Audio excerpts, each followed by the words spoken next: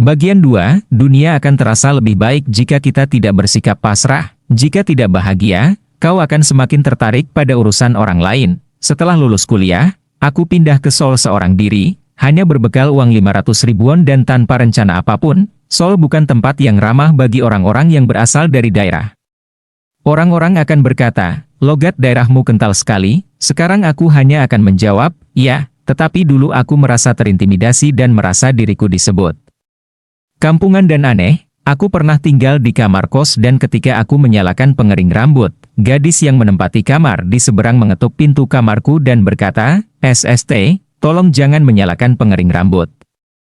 Hidup bagaikan mayat hidup, itulah peraturan utama tinggal di kamar kos. Aku semakin sering berbicara kepada diri sendiri, entah itu seolah-olah berbicara dengan orang lain, atau mengoceh tentang apa yang terjadi hari itu selama perjalanan pulang. Rasa kesepianlah yang membuat kita menciptakan teman hayalan. Gejala-gejala depresi muncul dalam berbagai bentuk, misalnya merasa ingin menghilang dari dunia ini atau selalu menjejalkan makanan ke mulut. Perasaan depresi itu juga bisa membuat kita membenci orang lain. Ketidakpuasan pada diri sendiri berubah menjadi amarah yang ditujukan kepada orang lain dan dunia. Kita mungkin cenderung mencurigai orang lain dan kita akan merasa semakin marah pada orang-orang tertentu.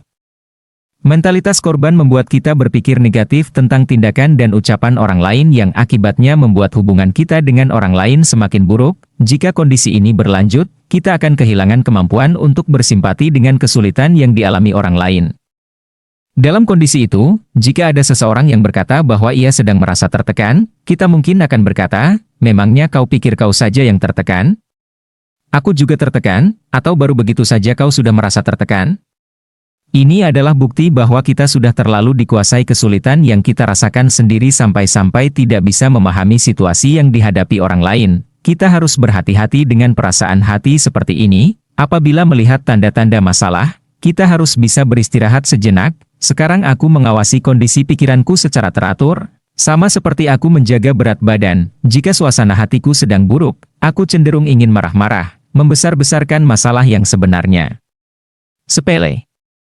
Jika mendapati diri dalam kondisi seperti itu, aku akan mengurangi beban kerjaku dan menghentikan komunikasi dengan orang lain. Kita harus menghadapi tekanan yang kita rasakan dalam berhubungan dengan orang. Kita memiliki banyak hubungan antar manusia yang tidak bisa kita lihat.